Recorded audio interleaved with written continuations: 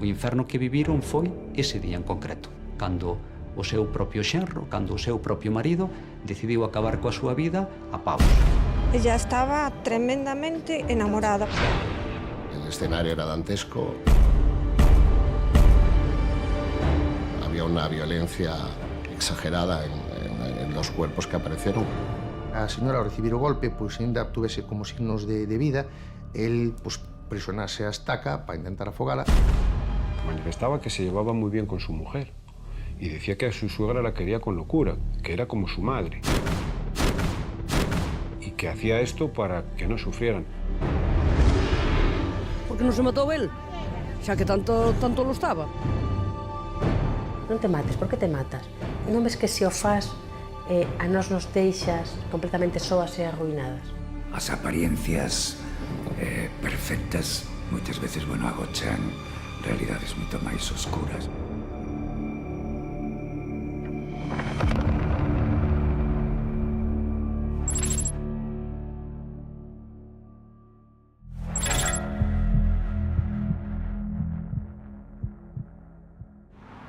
A las 12:30 horas aproximadamente de la mañana se recibe una llamada de una persona al acuartelamiento de la Guardia Civil de Burela en la que manifiesta que acaba de matar o de asesinar a su esposa y a su suegra.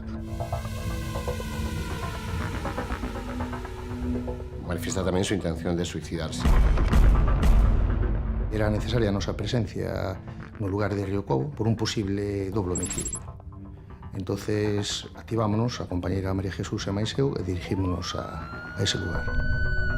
E hai unha vivenda unifamiliar con anexos, non? Aí vivían, digamos, tres partes da mesma familia. Na primeira planta do chalé, María José co marido, José Ángel. Na planta baixa vive Ginés, irmão de María José e fillo de Adela, a súa muller e tres fillas que teñen. E na parte de atrás da casa había unha casiña pequeniña onde vivía Adela. Era un pequeno núcleo familiar onde había como esa independencia, cada un, pero estaban xuntos, pero cada un no seu espacio, no seu lugar. Ginés estaría como a sempre, coa súa horta, no seu terreo, facendo as súas cousas, argallando, como está el sempre.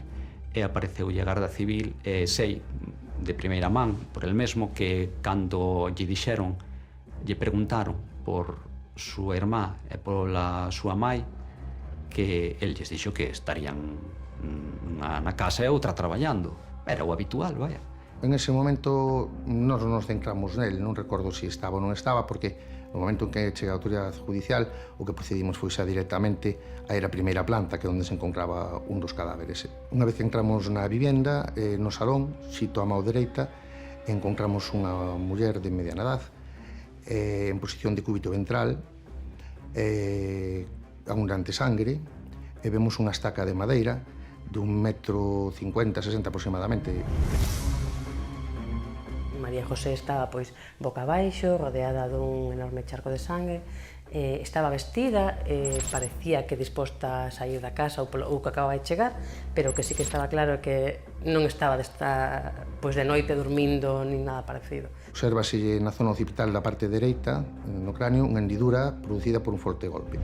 Esa estaca, porque a estaca nunha das partes tiña tamén abundante sangre. No solo tenía un traumatismo potentísimo en un lado derecho del cráneo, sino que también tenía en el otro lado otro impacto, o sea que tenía dos impactos potentes en la cabeza. E xusto debaixo dela, ao lado da parte dereita, un cuitero de cociña completamente ensangrentado.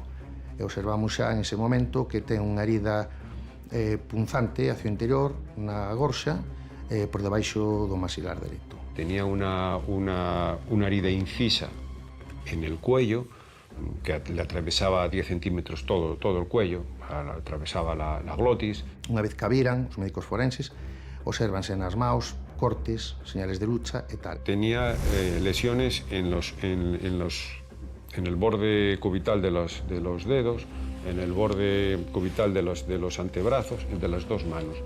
Lesiones que interpretamos como lesiones de defensa. La la víctima pues pone los brazos por delante con la idea de protegerse del golpe. A propia forense díxome que ela sí que se enterou, que non sabe os paus que lle puido dar, pero que neste caso non foi o primeiro o que a matou.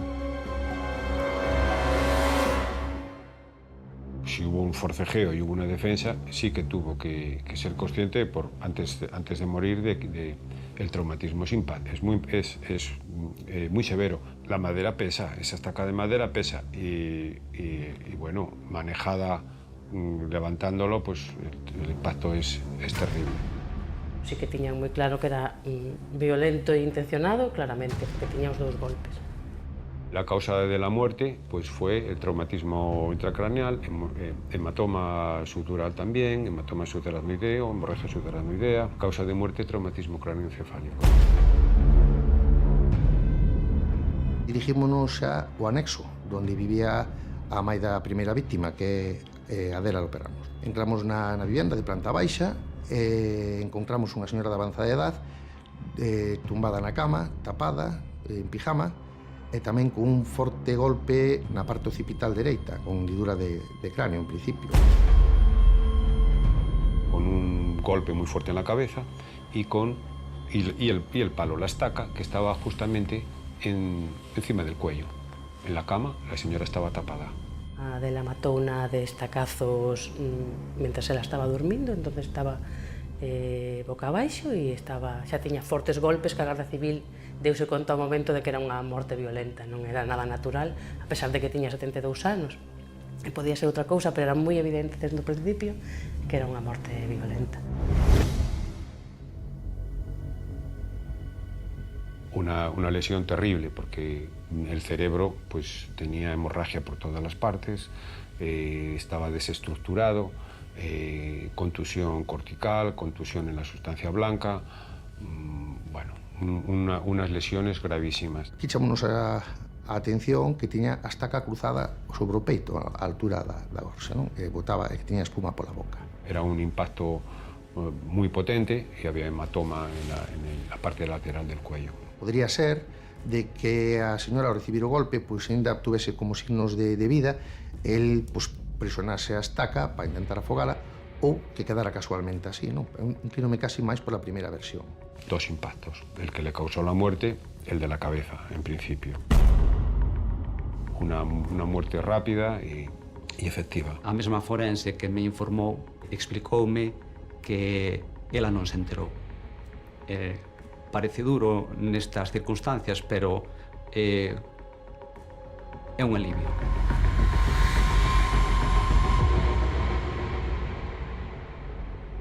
Recollemos muestras que poden ser de interés para a investigación, como pode ser pues, a estaca de madera, o coitelo, gotas de sangre. Son perfiles genéticos de María José, de Adela e de José Ángel. O sea, non hai ningún outro perfil genético que indique que pudiera haber outras personas, que se hubiese estado tapando a alguén. O perfil genético en ambos de José Ángel e a sangre en cada unha das estacas corresponde cada víctima que onde estaba a estaca e a víctima. É no coitelo mismo. É unha escena desorganizada de crimen. El non se ocupa de borrar huellas, non se ocupa de ocultar cadáveres, non hai ningún intento nin asomo de ocultamento, máis ben hai o cual é perfectamente compatible co perfil que estou a analizar. Hai unha sensación de deber cumplido. Feito está o que tiña que facer.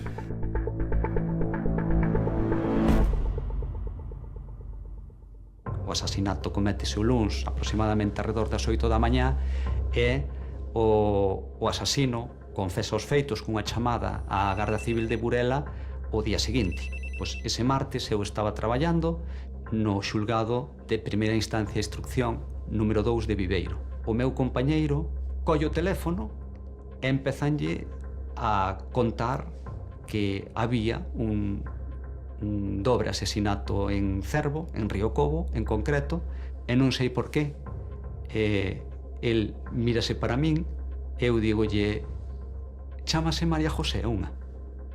E el asinte, e despois digolle, e a outra? E diceme el, Adela. O asesinato de María José e máis de Adela foi algo que nos deixou en shock a todos, non? O sea, era algo que non esperábamos naide. Unha desgracia moi sorprendente e triste. Foi algo de moitísimo impacto, sobre todo tendo en conta que somos unha vila pequena e unha vila na que nos conocemos todos. Aparentemente era unha familia que tiña moi boa relación, que se levaban ben. En ningún momento, nin os veciños, nin ninguén que os coñecera, tiveran coñecemento de que houbera problemas na familia. Eu nunca soupin de que se levaran mal. Nunca oí nada. Parece que no había mucho problema entre ellos, parece que no, pero las cosas son como son. Unha familia conocida e buena xente. Tanto os que están difuntos como o que quedou vivo.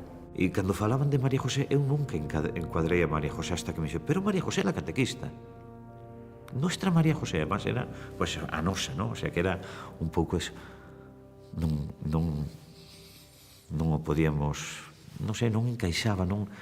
María José era unha muller que daba gusto falar con ela. Era unha muller que tiña normalmente as cousas moi claras, pero tamén tiña moita cintura. Unha moi boa persona, unha persona que ademais tamén estaba moi involucrado na sociedade. María José Suárez era alguén moi activa, moi participativa aquí na comunidade desta unidade pastoral. Ela estudou Magisterio en Lugo, foi a primeira que tivo un título universitario, que eso nunha familia pois sempre marca. María José era catequista e nos últimos anos converterase en profesora de religión no colexio do Valadouro. Tiña esa capacidade de mobilizar aos rapaces novos que era tan difícil, ¿no? Que nestes momentos, e ela sempre tiña esa capacidade de mobilizar, de promover, de impulsar. De feito, participou na Jornada Mundial de Xuventude, tamén participou que fixéramos previamente aquí unha acollida pois a 60 polacos e a uns 15 personas rusas, e ela era unha das persoas que estuvo aí participando activamente, que le motivou os chavales e con moita participación. Facían convivencias, excursións, era a súa vida. Tiña os seus límites, como todo o mundo, pero era alguén co que estabas a gusto, non? E co que te gustaba participar, estar e compartir. Era alguén con quen podías realmente contar. Era moi coñecida. Era, en xeral, unha familia moi coñecida na zona. Xa eran os seus pais, Adela e o pai que estaba falecido dende moitos anos antes. Pois Adela era unha muller da súa casa. Era a típica muller que era feliz estando ali, e sobre todo que a fóramos ver ali. Ela non era de sair. Poucas veces saía, pero algunha vez sí, claro. Sobre todo se había algunha celebración familiar. Sí que había na familia o irmá de María José, que era o fillo de Adela, vivía no baixo da vivenda, e sí que tiñan relación, pero non era a mesma que el podía ter con María José e con Adela. Miña tía Adela miraba moito ou tiña en conta moito a opinión sempre que daba o seu xenro, o marido de María José. O que el dicía ia á misa, vaya. Era moito máis importante o peso do que el dicía as súas manifestacións que, por exemplo, as de Ginés, que era fillo. Era unha persoa que adoraba o seu xenro, sí. Cando se soubo o que pasara e que José Ángel matara a Adela e a María José, a consternación foi evidente en toda a súa contorna. Non se crían que estiveran mortas, pero non se crían que el pudera cometer ese crime. O crimen foi tremendo, nos desconxuntou, pero que fose Ángel nos deixou parados. Era que non había palabras para... Nos deixou aterrorizados, non? O sea, como é posible eso que no que vía sempre moi unidos, cando María José estuvo na JMJ alá en Madrid, pois ese tempo decía, teño que irme para lá, nunca estuve en tanto tempo separada do meu marido, que... E era unha relación, pois, eu creo que unha relación fresca, de apoio mutuo e tal, non sei. Pois eu vía aos dous, a parexa, pois, moi unida, moi vinculada, con moitísima normalidade, que non había ningún tipo de problema, nin nada anormal, todo o contrario, incluso hasta de escoitar de familiares deles, posteriormente, pois, o ben que se levaban e o ben que era a relación en este caso, de José Ángel con María José. Ella estaba tremendamente enamorada, por lo que observábamos, O sea, nos enseñaba su foto, le admiraba, le cuidaba, él también decía que la cuidaba. Entonces, esto es un palazo totalmente inesperado. María José e José Ángel estaban casados dende había xa bastantes anos, entre 15 e 20 anos. María José e Ángel tiñan moita ilusión nunha casa que ten en San Adriano de Lorenza, que, bueno, participaban, estaban ali todos os fines de semana, teñan así como animales, plantaban, estaban reconstruindo toda a casa, que estaban como refacendo, e realmente había unha ilusión en conxunto, había unha ilusión común tamén. O matrimonio adoitaba sair cos amigos, facían unha vida normal, non é só que ninguén tivera constancia de pelexas ou enfrontamentos, que moitas veces danse no ámbito familiar, na intimidade e nadie sabe que pasan, senón que ninguén notou nada diferente na forma de comportarse nin por separado deles nin xunto. De feito, unha das irmás de Adela me decía, pero si nas Navidades ele estuvo por Ángel, ele estuvo ali servíndonos, axudando na cena como máis normal, o sea que naide podía contar isto, non? El mesmo relata nas entrevistas que tivo cos forenses que uns meses antes de cometer o crime empezara a ir á misa coa súa muller. El participaba nas actividades tamén da súa muller, ia á misa, aínda que parece ser que non era unha persoa, polo menos antes, moi crente. Eu creo que o asesinato foi un luns, descúbrese o martes, pero o domingo estiveron os dous na misa. María José dando catequesis de confirmación, ao final saliu, foi a buscar o seu marido, estiveron xuntos. E el, consta nun informe forense, o que relatou foi que ia a pedirlle a Deus para que lle axudara cos seus problemas económicos e para mellorar a súa vida. Por iso un pouco cambiou, o mellor aparentemente é o único xesto diferente que el tivo nos meses anteriores ao que pasou. As apariencias perfectas moitas veces, agochan realidades moito máis oscuras, non? Cando a Garda Civil se deu conta de que realmente fora un asasinato e estas dúas mulleres estaban mortas, necesitaban atopar ao asasino. José Ángel dixera que tenía intención de suicidarse, de maneira que era, corría presa a localizarlo. Evidentemente para nosotros era una prioridad absoluta por el riesgo que conlleva tener una persona que acaba de cometer un homicidio y que en esos primeros momentos carecíamos de un móvil determinado. Tanto el riesgo que supone para la población, para cualquier ciudadano, como para sí mismo, ¿no? Dado que había anunciado su intención de suicidarse. O que se fixo foi, a través dos medios de comunicación, dar a coñecer a información, difundir xa o que pasara e que ele o estaban a buscar. Xa dende un principio se nos deron datos del e do vehículo no que el, en teoría, tiña que estar, porque era o seu vehículo co que fuxira. Lo que se hace es establecer un cerco en toda la Mariña, ampliado a toda la provincia y con comunicación directa con las provincias de Coruña y Asturias. Hay que tener en cuenta que los primeros indicios hallados en el lugar de los hechos nos hacían ver que posiblemente esta persona llevase en torno a 24 o 30 horas de ventaja, ¿no? Y que no podíamos conocer su ubicación. Cando saiu da casa, levaba o seu teléfono, pero tamén marchou co teléfono de María José. E desde ese teléfono, desde o de María José, foi desde o que chamou a Garda Civil. Con lo cual, lo primero que se hizo, evidentemente, fue intentar localizar y rastrear las señales de los móviles, tanto de él como de su esposa.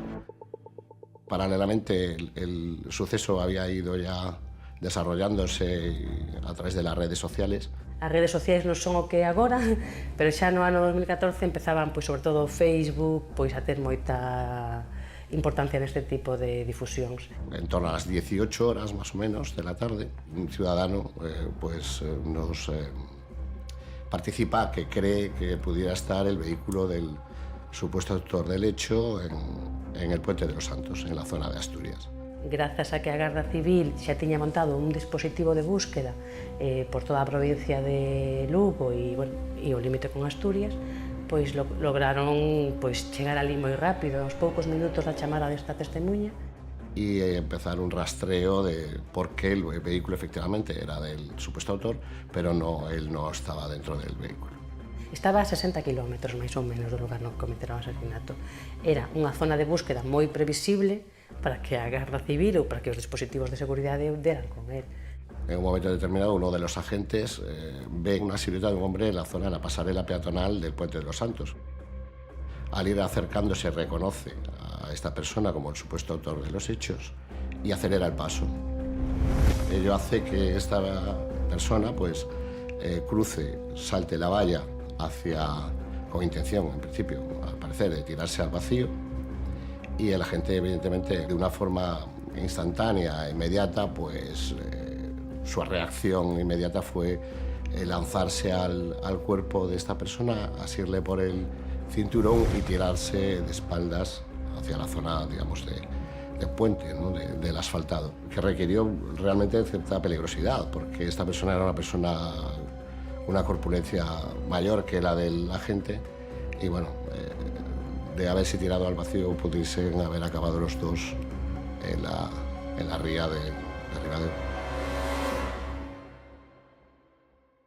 Dende un principio mostouse colaborador, non se opuxo á detención e, de feito, dende un principio xa confesou todo e en ningún momento el se resistiu a que o detiveran nin a ninguna acción.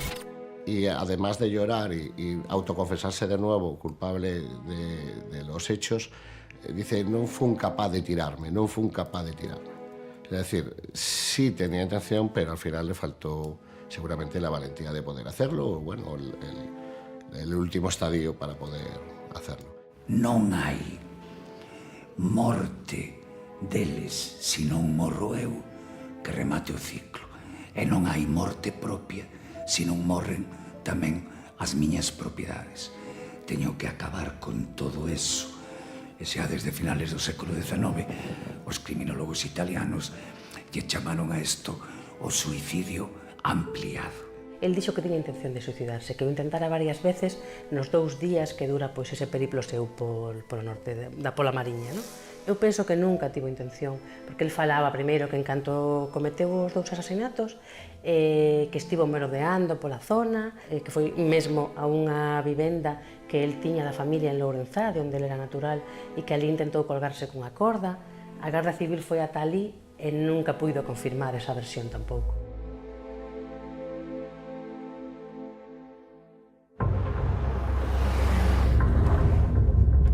Por las horas debió estar durante bastante tiempo deambulando, no por una zona en concreto. No creo que fuese, digamos, trayectos limpios de ir a destino desde un sitio a otro, sino pararía, se lo pensaría, no sé, estaría por la zona de Cervo, por las playas, ¿no? Ata que, despois de que pasaran as horas, decidiu hospedarse nun hotel, nun coñecido hotel de Burela.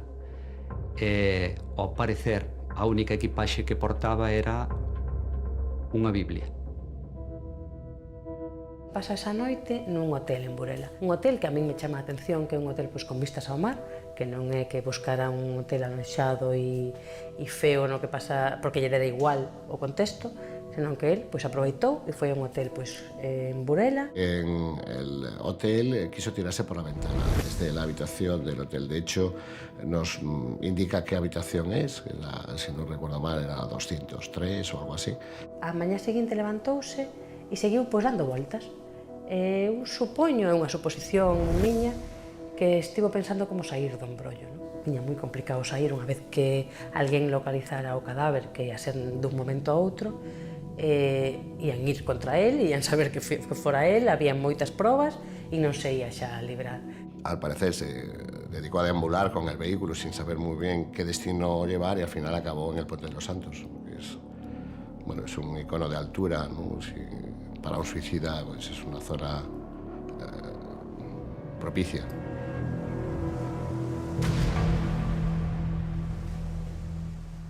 El di que estuvo pois, intentando suicidarse todo ese tempo, non consta tampouco que iso pasara en ningún momento, e, polo tanto, tampouco creo que cando subiu a Ponte dos Santos tiña a intención de tirarse.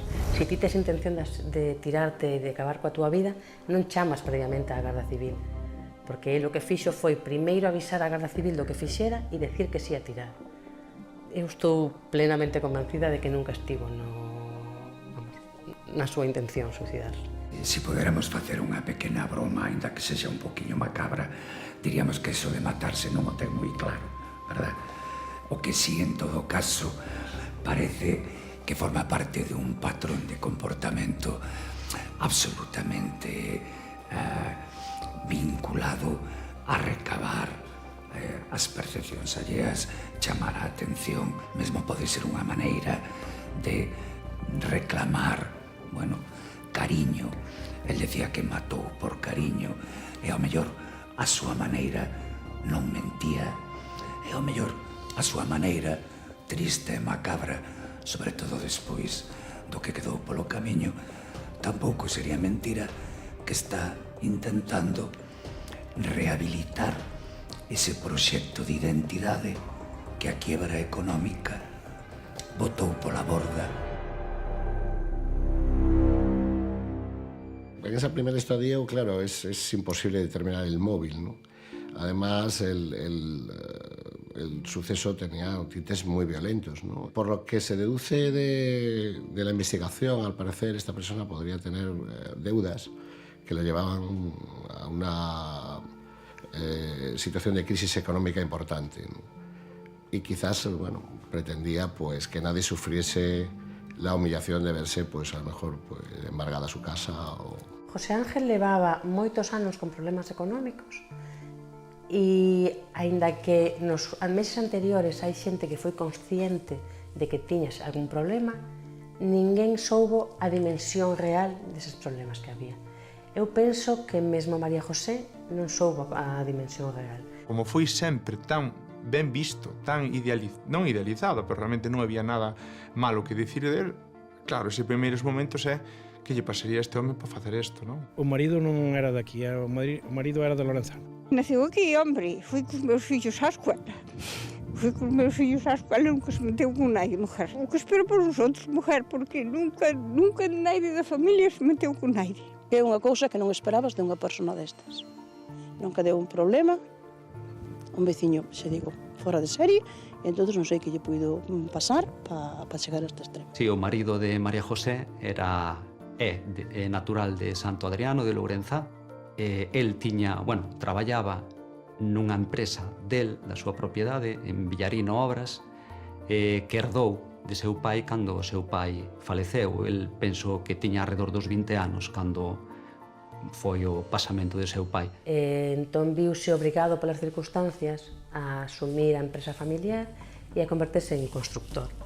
El contaría, logo máis adiante, ao longo das entrevistas que lle fixeron os forenses, que dende un principio non soubo levar a empresa e que dende un principio non era algo que lle gustara e que lle chamara a atención para seguir indo adiante. Pois José Ángel tiña esa empresa de construcción e que se dedicaba, pues eso, a facer casas en plan pequena escala, casas particulares, cos seus traballadores a relación viese normal, nada que che levara a pensar, tal, era un profesional na súa vida, no seu espacio. Era unha persoa que tamén polo seu traballo pois se relacionaba con moita xente. Si que é verdade que a xente relataba que a aberta da relación era ela, por así decirlo.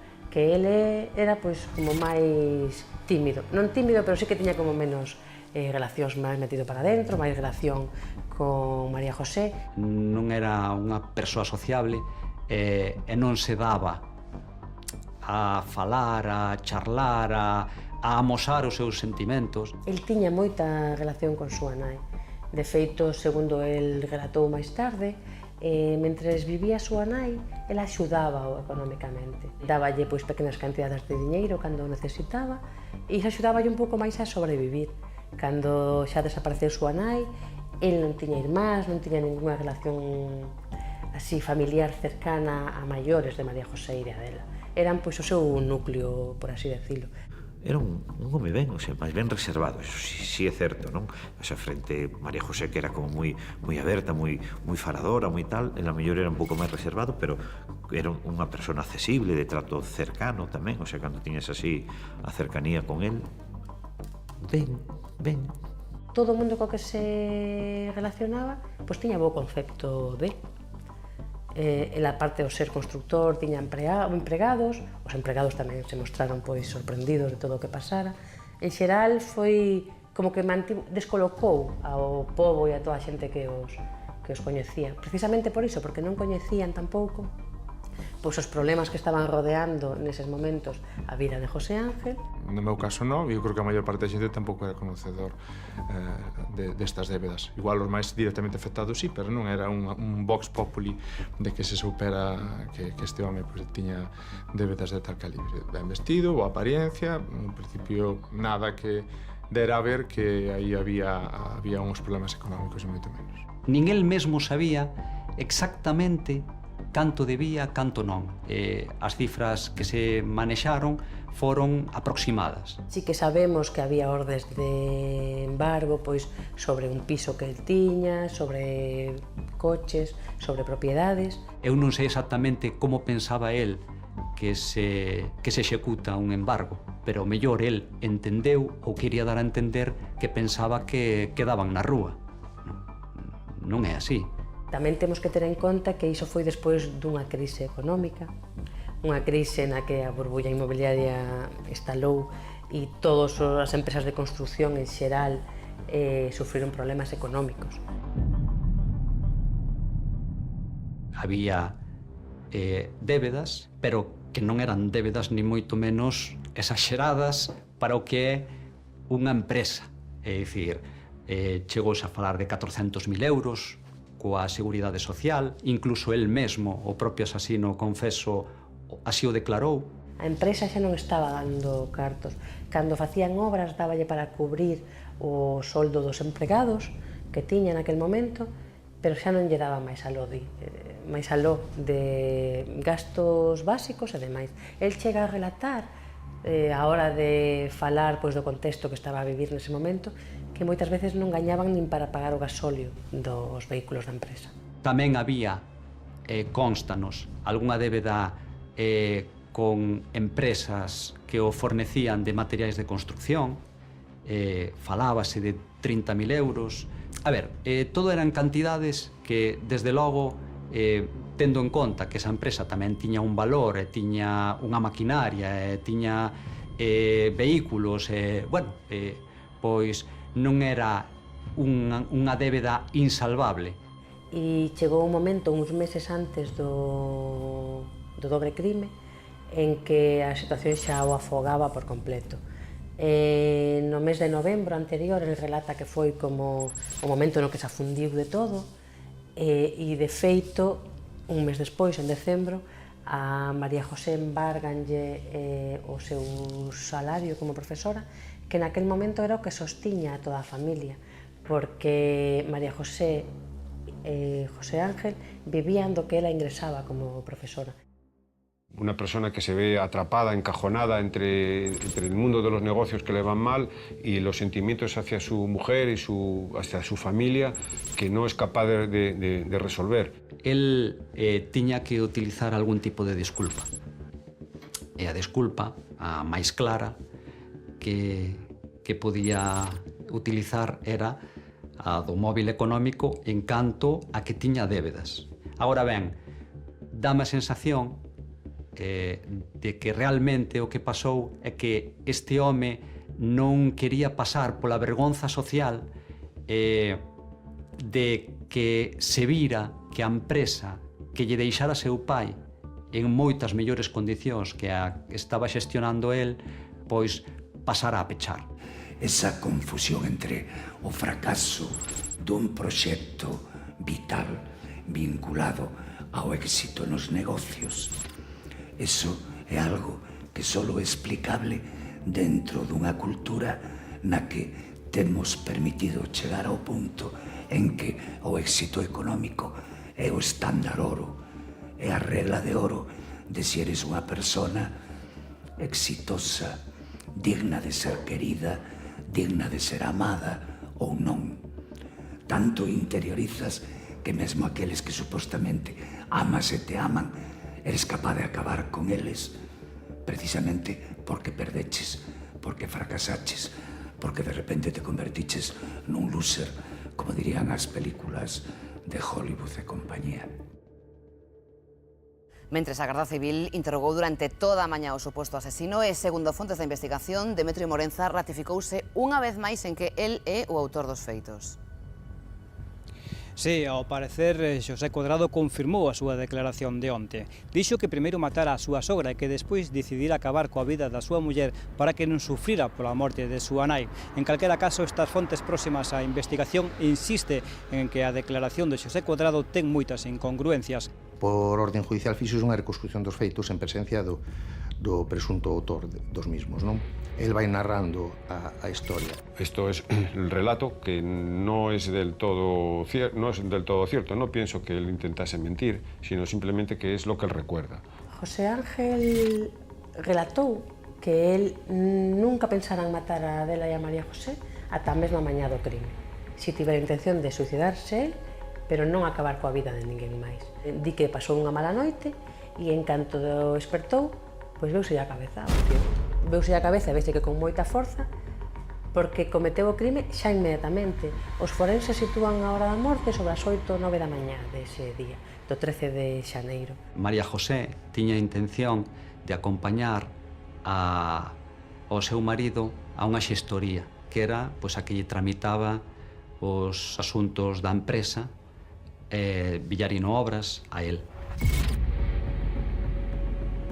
A situación económica xa era imposible de afrontar e tiñan que buscar unha solución. O seguinte paso ia ser que lle embargaran a nómina completa a María José. A familia non podía permitir tampouco iso, porque sí que se quedaría pois sen ingresar ningún euro. A súa condena, neste caso, foi a de querer saber máis que había e que non había nesa empresa. E iso, porque ademais esperouse ata o último día, no último momento, iso foi a súa condena de morte. Pero tamén que non soubera a condena de morte da súa propia nai.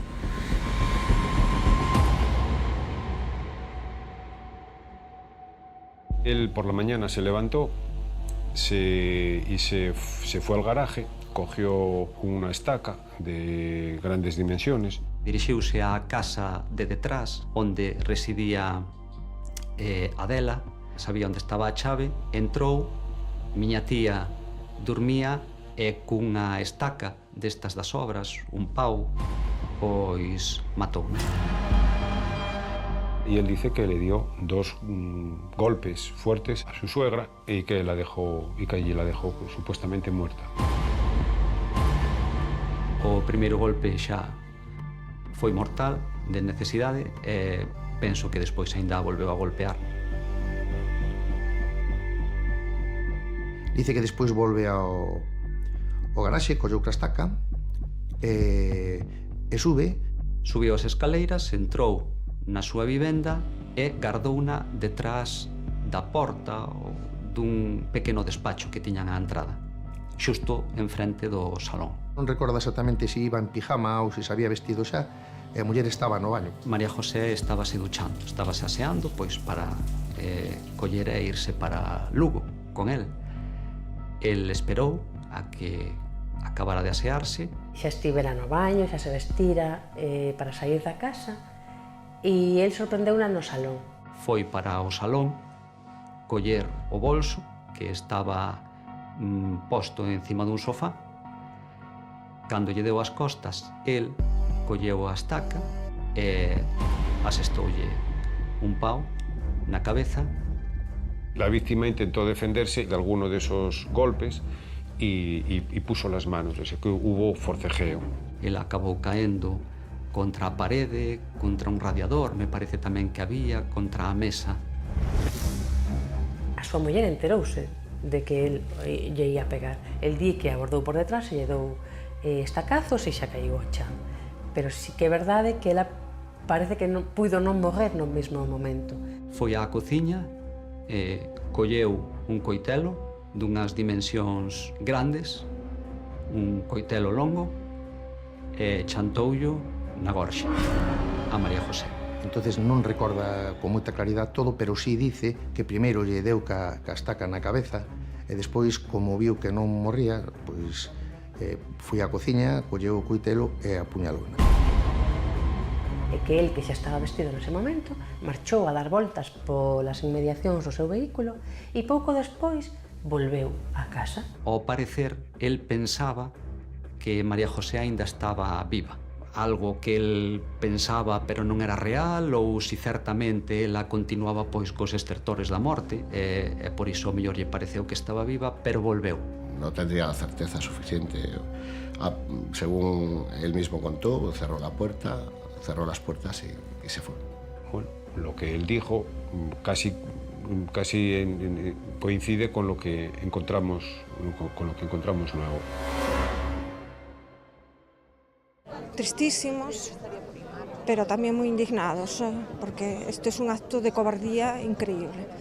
En xeral debería a sociedade de tomar conciencia desta situación e tratar todos de poñer os medios para que non se cheguen a producir casos así. Porque non se matou el, xa que tanto lo estaba, pero isto é imposible. A que vamos? Onde vamos? Sempre, cando ocorren estas cousas, chove, pero chove sobre mollado. Entón é moi probable que aí houbera certo tipo de disposicións de personalidade que facilitaran que funcionaran como factores predispoñentes para unha reacción violenta deste tipo. Neste caso en concreto non había maneira humana de atallar o que pasou. Non se podía, porque non había ningún tipo de antecedente. Xa non só un antecedente penal, senón un maltrato xa ben fora psicolóxico ou físico anterior. A miña curmá, María José, era unha persoa de carácter forte. Era moi difícil que a puideran manexar. Sí, estamos en el ámbito de la violencia de género y sí que estamos sí que implica machismo, pero no el típico de la pareja que se está separando, que está en un divorcio, que están los hijos, que está en el cual el varón se cree que es dueño de la vida de su mujer y la mata, pero no se conforma con darle una puñalada en el corazón. Habitualmente vemos que tienen 25, 40, 50 puñaladas. Aquí no. Penso que reúne todos os requisitos da violencia de xénero e que ademais demostra isto que se fala de que non hai perfis. Esta persoa non pode ser violencia de xénero que non dá o perfil, non hai perfis. Aparentemente, nin María José dá o perfil de víctima e por extensión a dela, nin José Ángel dá o perfil de asasino machista. E cometeuno e matouno. O problema da violencia de xénero, e este non deixa de ser un caso de violencia de xénero, é que o individuo asume que os elementos femeninos da súa constelación familiar forman parte extensa da súa identidade e forman parte, en último término, da súa propiedade. El viu como que se desmoronaba en toda a concepción que el tiña de como ten que ser unha parella, de como ten que ser unha relación. El, como cabeza de familia, ten que soster a todos os demais. No momento no que iso se derriba e xa non cumple con iso, que fai? Pois rematar coa súa muller e coa súa sogra, que son as que tamén ven que el non puido cumplir. De aí ven o de que esta situación sexa un claro delito de violencia machista, porque o asasino pois erixiuse en dono señor da vida de dúas persoas, da súa nai política e da súa esposa, e decidiu que lles chegara a hora.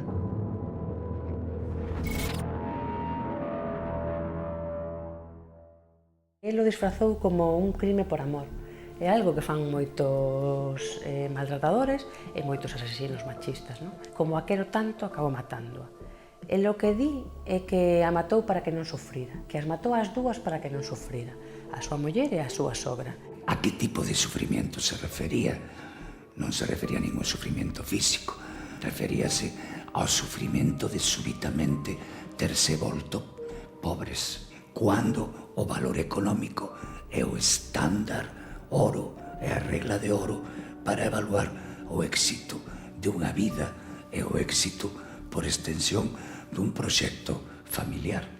Decide sobre tu vida, no sobre la de los demás, pero sí que entiendo que hay una empatía en el sentido de decir, no quiero que sufra. El relata que no mes de novembro intentou suicidarse por primeira vez, ou polo menos empezou a rondarlle pola cabeza acabar coa súa vida.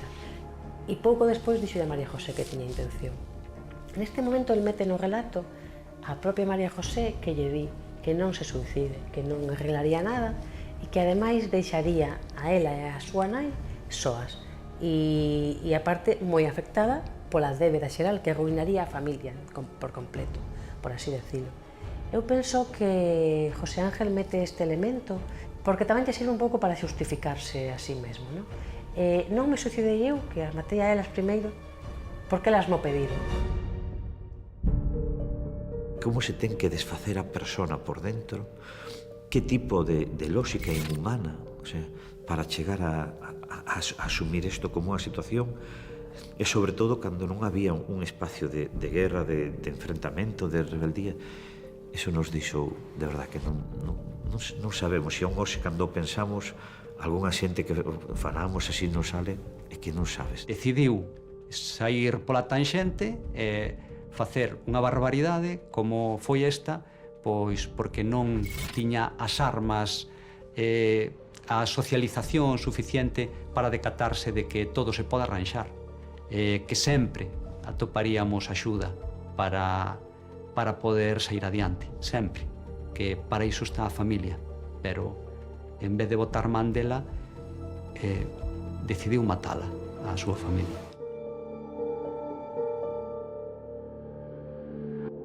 A José Ángel detéñeno o día seguinte do crime, inmediatamente despois de pasar xa a noite nas dependencias da Garda Civil vai ao xulgado de Garda e o xulgado de Garda decreta o seu ingreso en prisión.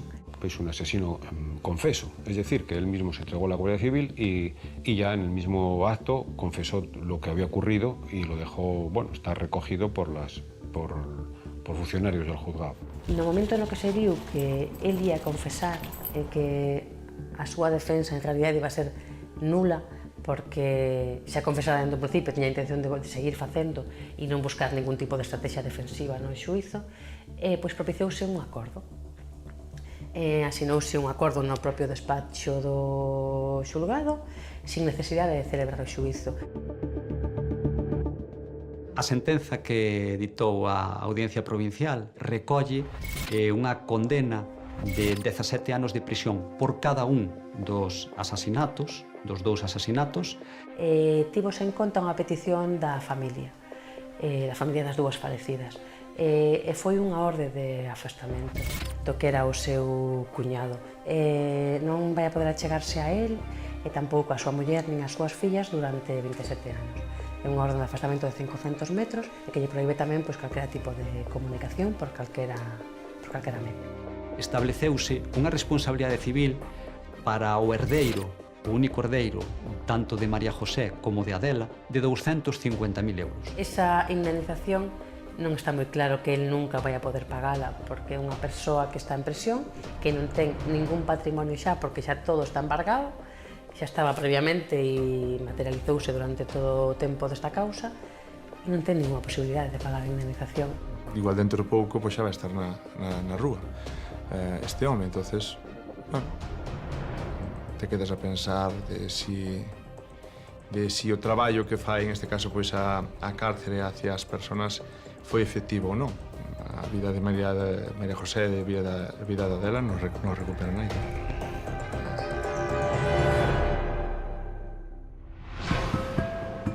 A poboación en xeral gustaríalle que a resposta fora algún tipo de trastorno, algunha doenza que o incapacitara de algún xeito para razoar. Esta persoa fixo o que fixo sendo completamente normal. El nada máis ingresar, actívanlle o protocolo de prevención de suicidios. Ese protocolo, en moitos casos, prorrógase moito tempo, pois semanas, meses mesmo. No seu caso, aos 15 días, desactivouse o protocolo, porque xa se vía que non tiña demasiada intención de suicidarse. Como poden vivir coa conciencia de ter feito o que fixeron? Viven con ela e moitas veces moi a gusto, porque entenden que fixeron o que tiñan que facer.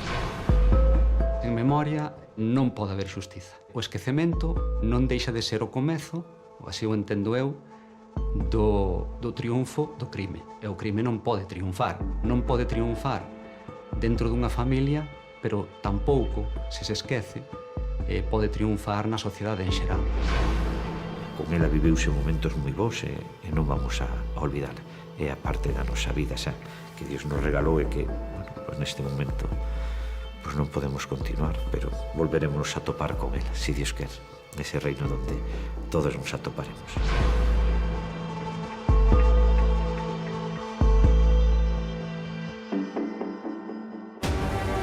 A xuíza decretou prisión para a nai da moza morta. É que eu botei mal. Eu loca, totalmente loca. Non foi accidental, foi premeditado, estuvo planificado. A ciencia é a chave para entrar na mente do asasino.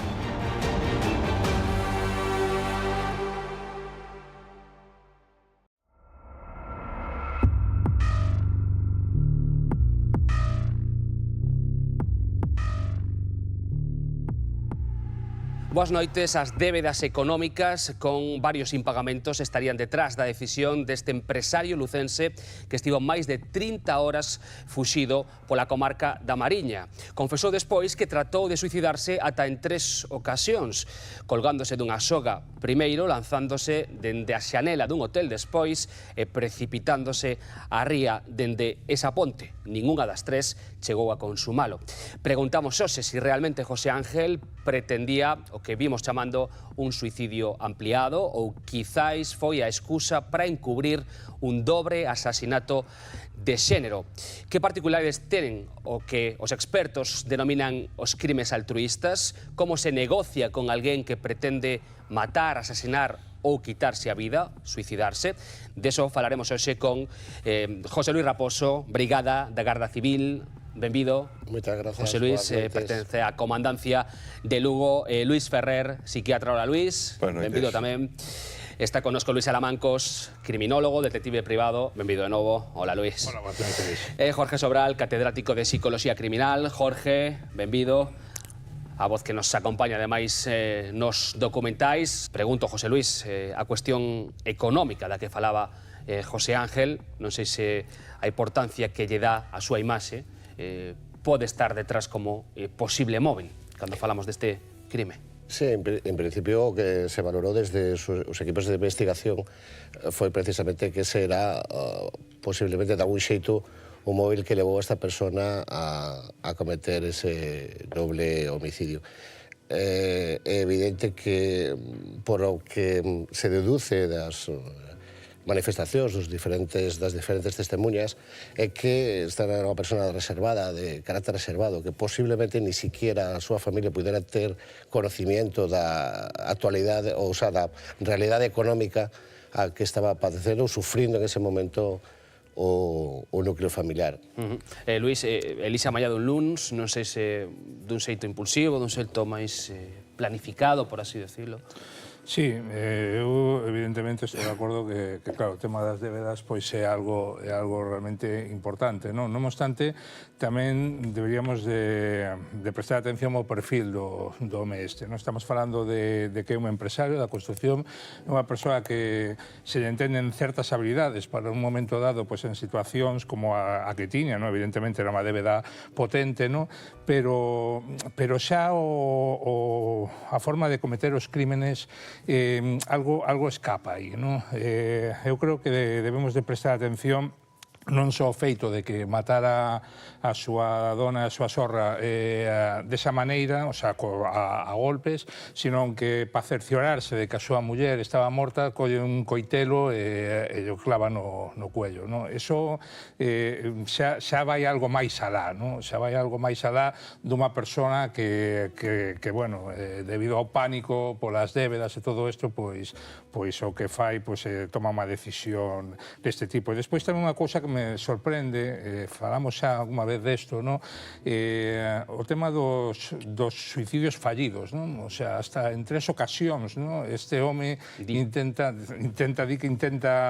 sacarse a vida e non mo consigue, non? Sin embargo, pois a súa familia a mata sin, desde logo, sin ningún problema, non? O sea, incluso vai a cerciorarse de que realmente están mortos, non? Hai moito que falar deste crime. Logo falamos tamén da parte dos suicidios. Jorge, se ha quedado sobre a mesa o tema da humillación, por así decirlo, debido á situación económica que podía sentir José Ángel de algún xeito, e o que apuntaba agora Luís, a doble forma coa que acaba coa vida da súa sogra, que mata cunha estaca mentras durme, e a súa muller, bueno, que fai por defenderse e a que acaba rematando cun coitelo.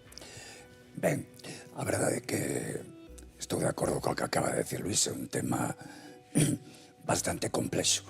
En principio, a hipótesis inicial de que haxa un componente de humillación, de ferida narcisista, de que este home identifica o seu estatus, a súa identidade mesmo extensa, vinculado ao éxito empresarial, ao éxito económico, etc. É unha hipótesis atractiva porque, ademais, responde a un certo perfil. De feito, temos en Galicia outro caso que comparte esta característica, o crimen de Xosé Mouriño e a súa muller en Lalín, que é un perfil realmente moi parecido ata certo punto, porque efectivamente a humillación, a ferida narcisista, a crisis de identidade, o que o castelo se derrumba, é unha hipótese suficiente para explicar esa maneira tan desorganizada, tan violenta, tan cruel de dar morte.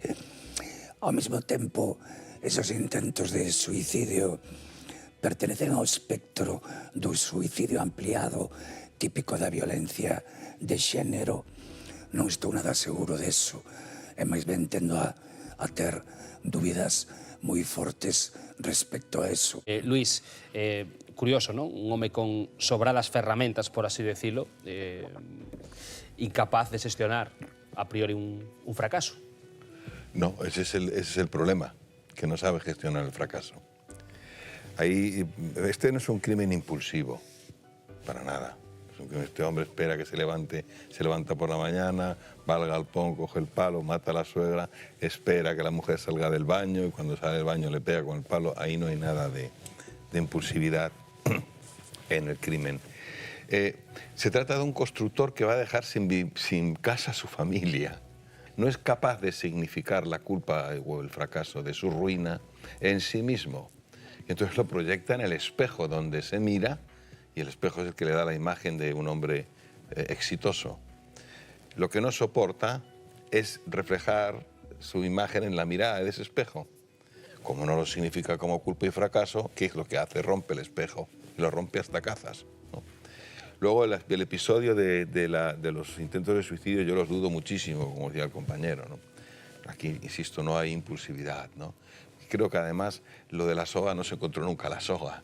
Y que te digan que me voy a tirar en el Puente de Todos los Santos, o sea, un suicidio ampliado, que no sería el caso, no se actúa así, ¿no?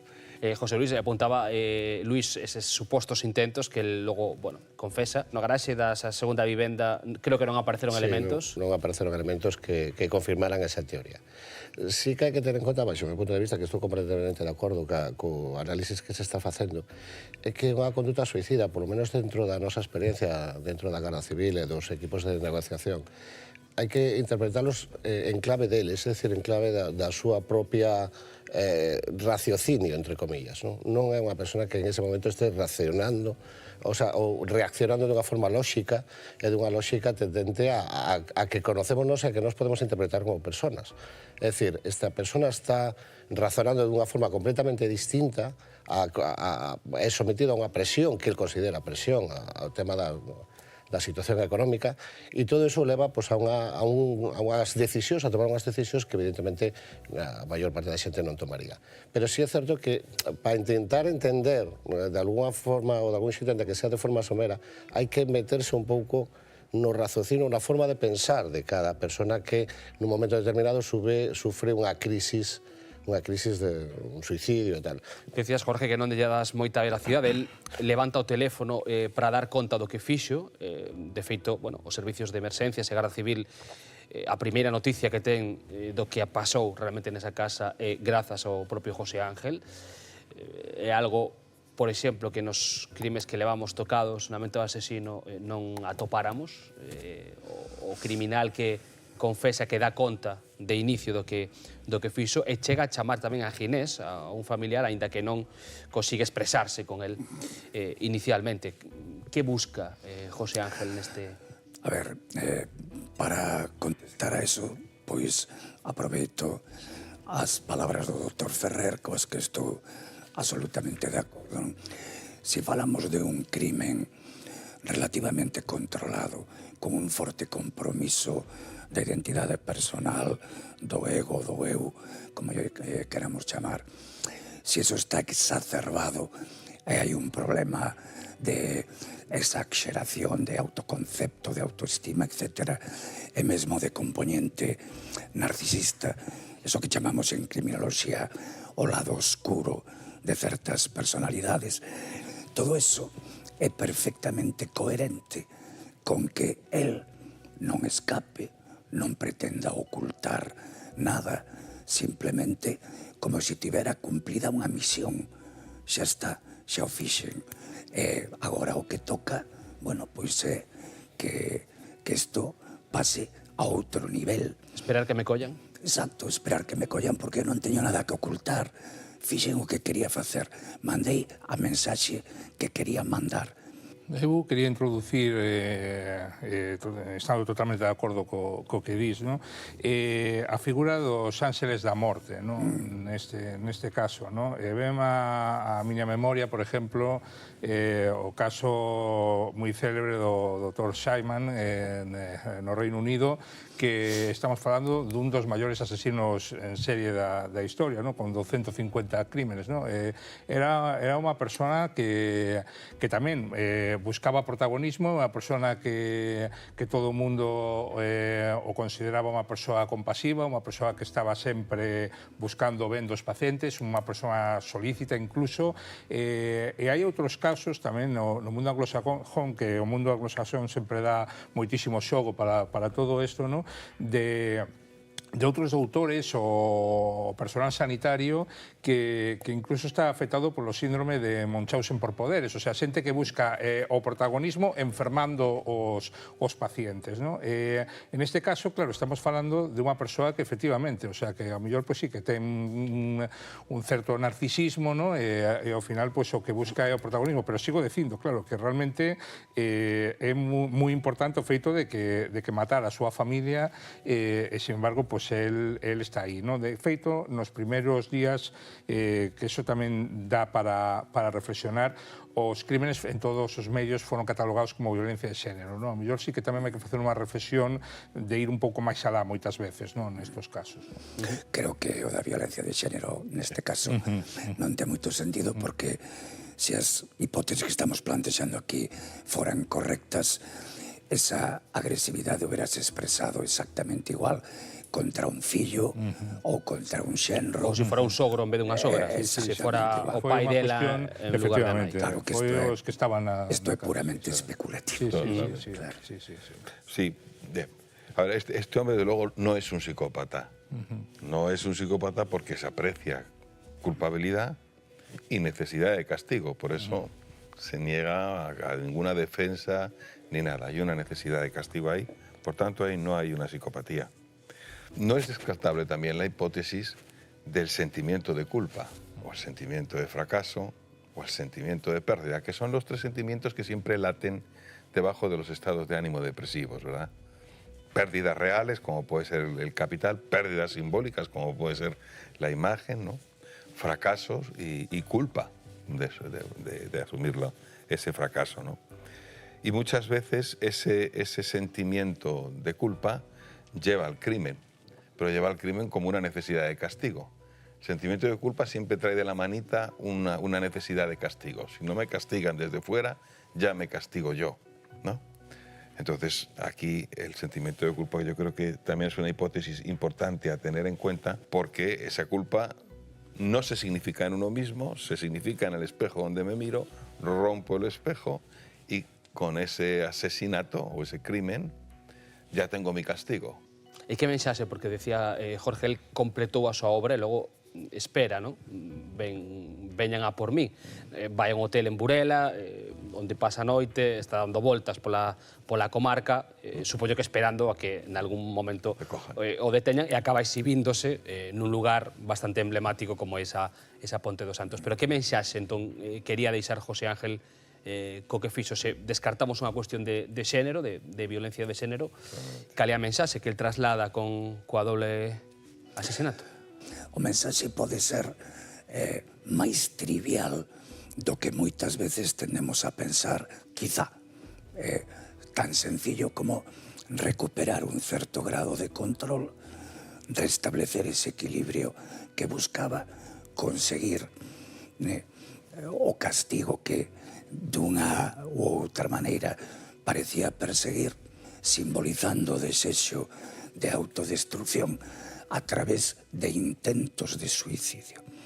Intentos claramente demandantes de atención. Como pregunta, lanzo unha pregunta máis que unha afirmación. É posible que sea máis complicado matarse que matar? Que sea moito máis difícil para unha persona acabar ca súa propia vida antes que ca de outra persona? É dicir, en esta situación me refiero. É que o primer anuncio de que se quere suicidar é cando avisa a Garda Civil de que cometeu os feitos delictivos. É dicir, non hai esas alertas nin esas alarmas para que outros o sepan nas dúas veces anteriores, na suposta aforcamento e na suposta tirada do piso do hotel. É dicir, non hai testigos co cual non hai a quen alertar. Nese momento, el xa cometeu os crímenes e non está dicindo, o sea, non está anunciando a súa posible suceso autolítico, non o fai.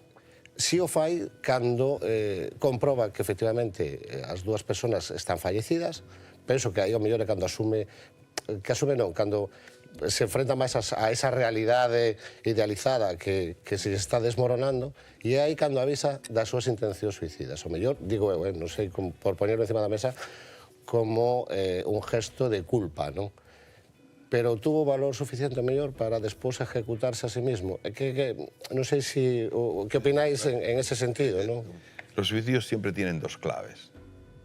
O me suicido porque me quiero morir, lo cual supone una actitud activa frente a la muerte. Yo quiero morirme, ¿no? Y los suicidios que van en clave de, no, yo no quiero morirme, yo lo que no quiero es vivir así. Y ese es un aspecto más pasivo, es un huir de la vida más que un buscar la muerte, ¿no? En el caso de este sujeto, más sería, no quiero vivir con esta indignidad, ¿no? Y con la imagen de esta indignidad, pero no la acaba de subjetivizar. Y entonces la rompe el espejo donde se mira, ¿no? Sería, yo lo veo un poco que va por aí, ¿no? Claro que o que estamos falando é que realmente este suxeto non quere evitar a súa familia, é dicir, non, as mato porque non quero evitar a humillación e todo eso, non? Sino que fai é proyectar sobre elas, non? O seu... Non tiene nada de altruista, claro, non ten nada de altruista, egoísta. Egoísta totalmente, efectivamente, sí, totalmente. De altruista, absolutamente nada. Como casi ningún dos crimes chamados altruistas, a lo menos na miña opinión, esa xente que se dedica a matar velliños para que non sufran, etc. Se entras un pouco na súa fantasía, o que teñen é un delirio de grandeza. Moitas veces xogan a a ser dioses e a dispoñer da vida dos demais, o cual o que demostra é unha tríada oscura destas de personalidade, en fin, psicopatía, narcisismo, maquiavelismo, e casi todo o que lle botes en riba, sabes? Claro, é un pouco patético que eso se chame altruismo, non? Nada máis lonxe. E respecto a isto, eu estou cada vez canto máis vos escoito e penso do tema que nos trae hoxe aquí, máis penso que efectivamente estamos nun crimen que nos acerca máis ao espectro da desorganización psicótica que ao espectro da frialdade, do cálculo psicopático ou do crimen impulsivo reactivo. Aí debe haber algún trastorno de personalidade esquizotípico ou algo así. Digo como hipótesis especulada. El Brigada comentaba que era un tipo muy introvertido, ¿no? Sí, eso bueno, das distintas testificales, quizás os parámetros que máis poden describilo é precisamente que era unha persona calada, tímida, que últimamente ademais se lle veía un perfil baixo, é dicir, moi sometido ás decisións da esposa, en este caso, da fallecida, e que, o sea, que era unha persona de un perfil baixo, ¿no? Moi introvertida, moi... Eso é o que se deduce ou se traslada desde... Bueno, falábamos do posible móvil, da organización ou desorganización do crime, do castigo que ele espera ou non espera. Deso tamén no documental víamos a testemunha dun familiar directo das víctimas e do propio asasino. E deixaba esta reflexión que ahora traemos á mesa. O asasino, pois, erixiuse en dono señor da vida de dúas persoas, da súa nai política e da súa esposa, e decidiu que lles chegara a hora. Porque el mesmo non podía suportar, ao parecer, o seu fracaso profesional. E que decidiu sair pola tanxente e facer unha barbaridade como foi esta, pois porque non tiña as armas a socialización suficiente para decatarse de que todo se pode arranxar. O que non se pode facer nunca é agochar a cabeza. E moito menos decidir acabar coa vida de dúas persoas, da túa propia familia, dicindo que despois te vas suicidar. Eu sinto moito, pero son familiar e teño a esperanza de que el acabe o traballo prometido.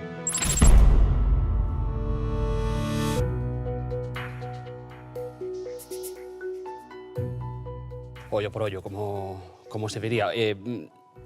Tiveche a oportunidade de tratar co José Ángel, supoño, ou de ter coñecemento de como foi o seu comportamento a través dos propios compañeros da Garda Civil, unha vez que se lle detén nesa Ponte dos Santos, que se fala con él, supoño, por esa posibilidade de lanzarse, que comportamento ten despois?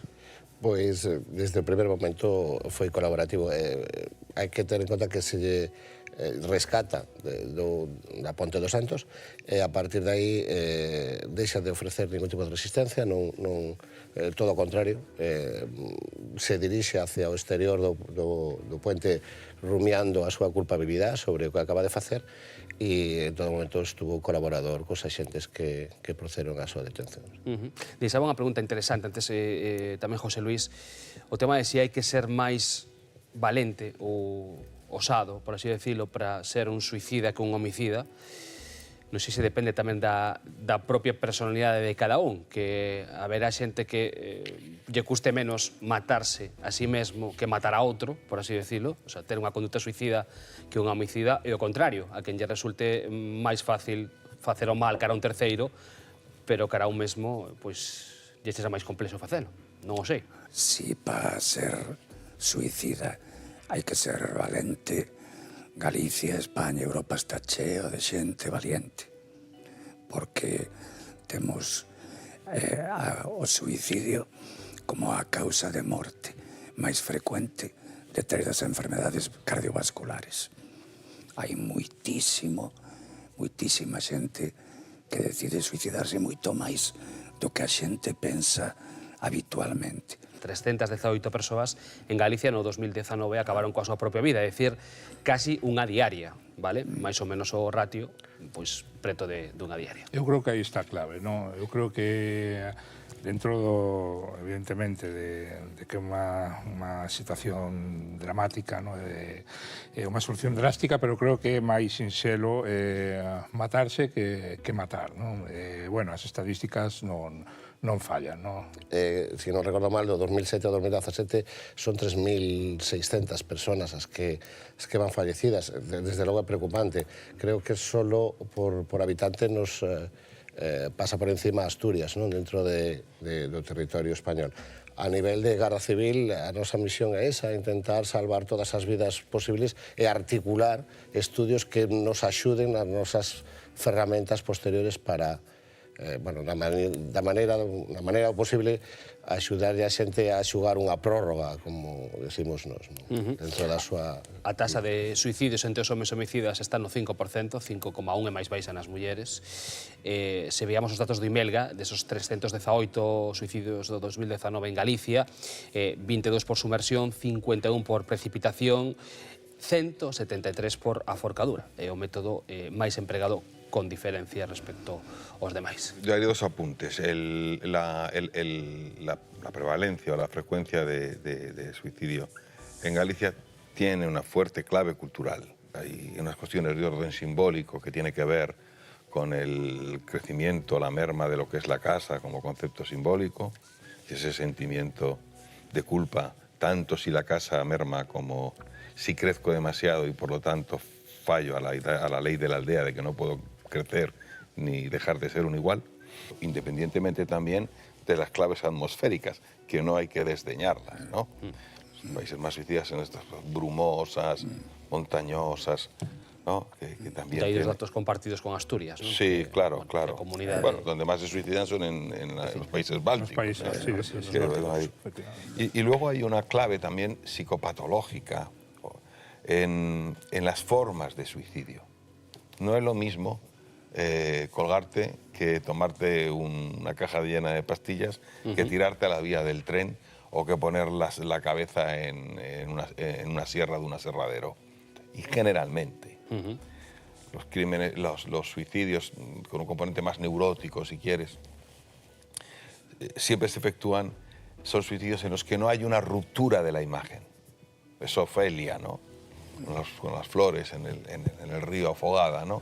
Otra cosa ya es la precipitación, el despedazarte o el tirarte al tren o estamparte con el coche.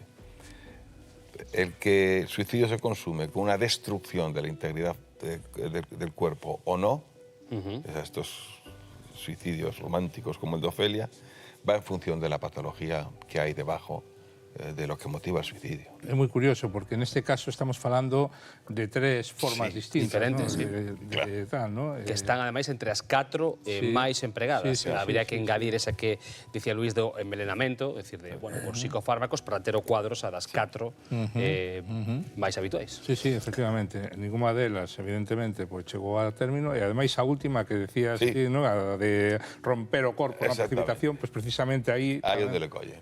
Por eso apuntamos que hay algo del orden de lo psicótico en la estructura de personalidad. En este contexto creo que sería relevante un comentario, sobre todo para que os nosos espectadores teñan claro esta cuestión. Cando se fala de suicidio, non poucas veces utilizamos expresións de ter o valor de matarse, ser o suficientemente valente para matarse, etc. O cual remite ao suicidio ao mundo da literatura romántica, donde a xente se quita vida por amor, por honor, mellor dito, por deshonor, etc., etc. É verdade que eu entendo que isto introduce na xente unha representación social moi mistificada do tema do suicidio. A inmensa maior parte da xente que se suicídase porque teñen un dolor insoportable, porque non o soportan máis, porque despertarse cada mañán non ten ningún incentivo, porque a súa vida non vale a pena de ser vivida. non ten nada nin de valiente, nin de romántico, nin de nada. É pura tristeza, é pura desgracia, é pura angustia. Creo que isto é importante para non misturar os héroes co dolor e co sufrimento. Eu creo que eso é fundamental, o que acabas de decir, ¿no? Desdeñar dunha vez por todas o suicidio pois romántico, ¿no? Tipo de José Espronceda o este tipo de suicidios e sobre todo facer unha labor preventiva, ¿no? Porque esta trivialización ou esta imaxe romántica do suicidio lembrame un xogo moi perigoso que puxose de moda nos nenos, ¿no? Que era seguir unha serie de retos e ao final o último reto era acabar ca túa vida, ¿no? Decía o que facía eso, sorte, ¿no? E os nenos seguían eso, ¿no? Isto púxose desgraciadamente de moda e foi totalmente viral, ¿no? Entón hai que facer unha labor preventiva nestes casos, ¿no? Tamén. Porque hai que ser moi valiente para seguir vivindo, moitas veces. Dende logo, dende logo. Entendo, José Luis, que a maioría das negociacións polos datos, dicíamos 318 suicidios respecto a 17 homicidios en Galicia no ano pasado, moitas das negociacións que ten que afrontar a Garda Civil e o corpo no que ti traballas ten que ver cos suicidios, máis que cos homicidios ou posibles asasinatos? Digamos, esencialmente vamos a estar operando, traballando con presuntos suicidas, non? Más que con homicidas, porque a casuística, lóxicamente, é moito menor. Estamos falando das cifras, non? 3.600, non hai 3.600 homicidas en 10 anos, non? Entonces, pois, bueno, o que tentamos desde a Garda Civil é eso, formar unha serie... Se negocia diferente tamén, José Luis, supoño, entre alguén que pretende facer o mal a un terceiro ou asasinar a un terceiro, ou, bueno, falabas dun episodio de secuestro de un suicida. A técnica é igual, a técnica é do mesmo xeito. O que cambia é a táctica. É dicir, evidentemente, con suicida a prioridade é salvarlle a vida, é sometelo a unha ventilación emocional, en canto chega, se podes ter contacto con él. Eu penso que para un negociador quizás o punto de inflexión é chegar a conectar, non? Unha vez que conecta pois, cas herramientas que utiliza, pois, casi con toda seguridade pode chegar a eso. Pero o primeiro é intentar ventilarlo de forma emocional, intentar reconducilo ao raciocinio, que él mismo vaya... Hoxe, precisamente, falaba con unha experta nosa que está na unidade na unidade técnica de Policía Judicial sobre este tema, me decía algo que además que me resultou moi curioso e que é así. Un suicida xa negociou consigo mismo. Durante tempo, durante un día, de días, un mes, un ano, estuvo negociando consigo mismo. Nos o que temos é que a faceta do negociador é intentar que renegocie, pero que renegocie él. É dicir, nós non vamos a negociar digamos, a fatalidade ou o desenlace final. Ten que ser él a propia persona que se reconoce. Bueno, aí estamos nós, non? Esa é a nosa faceta, esa é a nosa función. En casos de homicidios, completamente distinto. Con personas que xa amenazan a outras ou que preservamos e intentamos preservar a vida das outras persoas, porque, evidentemente, a nosa premisa básica nos dous casos é salvar as vidas de todos, tamén do secuestrador. Pero, bueno, ofrecer unha solución, digamos, pactada, non? Pero, bueno, a técnica, basicamente, é a mesma, pero sí con matices, claro. Quedoume ese paralelismo deportivo ou futbolístico da técnica e da táctica, non? Que se emprega. Eu vexo moi ben, sobre todo o que acabas de decir, non? Nos casos de secuestradores e todo isto tamén é moi interesante. Nos casos de xente que ten un brote psicótico, vexo máis complexo, non sei como verás ti como psiquiatra. De suicidios, como decía, hai muchos. Claro. Lo que late debajo de un acto suicida es muy variado, desde la pura impulsividad, que llena las urgencias de nuestros hospitales de intentos autolíticos, que son un mecanismo impulsivo, con una frecuencia que se ha disparado. ¿Por qué se ha disparado? Porque hay una baja tolerancia a la frustración generalizada en la sociedad de hoy. Esto es evidente. Entonces, bueno, el novio la deja y se toma 2 frascos de pastillas, no calibra el riesgo. Luego hay suicidios que son patológicos, que hay una patología seria detrás. una psicosis, son unos cuadros depresivos profundos. Hay suicidios lúcidos, absolutamente normales, sin ninguna patología. Stefan Zweig, Tchaikovsky, por tanto, hay muchos célebres suicidas que no tenían ninguna patología. Simplemente decidieron que ya estaba bien, que querían morirse. Es el radical que digo yo, quiero morirme. El suicidio que está en esa clave, hay poca negociación posible, porque no lo comunican. Lo que vemos más son esos intentos de suicidio o suicidios que obedecen a la clave de no soporto seguir viviendo así, con esta enfermedad, con esta situación, con este problema. Y entonces empieza esa rumiación de darle vuelta, esa negociación que decías con uno mismo, hasta que llega, lo piensan.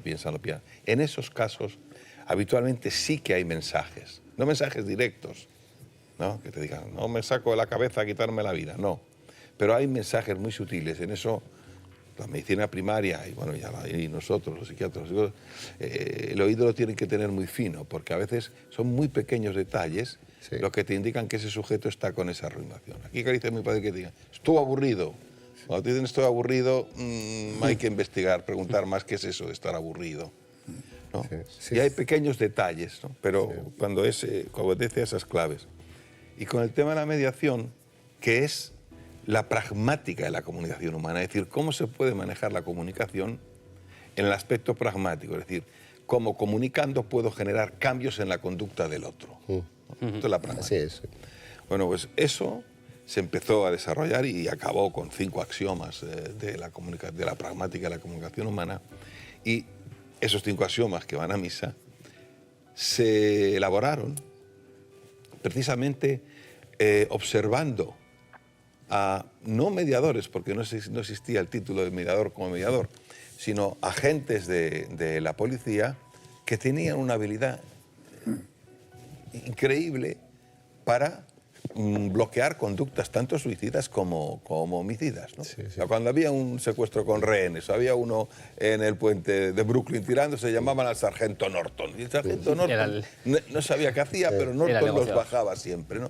Sí. Y entonces estudiaron muchísimo qué hacía ese sujeto para conseguir cambiar la conducta, ¿no? Sí. Y de ahí, todos los estudios fue cuando salió... Efectivamente, sí, é que de feito a Garda Civil e a unidade de negociadores que dispón a Guardia Civil asumiu por completo a doctrina que naceu a mediados dos 70 en Cuántico, entre varios profesores de universidade e investigadores do FBI. Algún deles ten numerosas publicacións porque dirixe precisamente un grupo de negociadores internacionales, ¿no? En casos de conflitos internacionales. De feito, a nosa formación, a formación dos negociadores é exactamente igual que a de un membro do FBI de Cuántico, que esté recibindo clases en Cuántico, están homogeneizadas, por decirlo de alguna maneira, pero este tipo de doutrina aplicada á negociación está arroxando en casi un 90% de efectividade. Habrá casos que evidentemente sean... Hai unha máxima na negociación. Se unha persona decide suicidarse, tú simplemente vas a intentar que non consume. Pero claro, a decisión xa partiu de antes, non? E depois influyen o tempo, as circunstancias, a naturaleza da persona. Claro, aí está a virtud da negociación, como moi ben apuntabas antes. O negociador sí ten que ter certas cualidades orativas, ¿no? Comunicativas, algunhas expresións, pero sobre todo que ten que saber escoitar.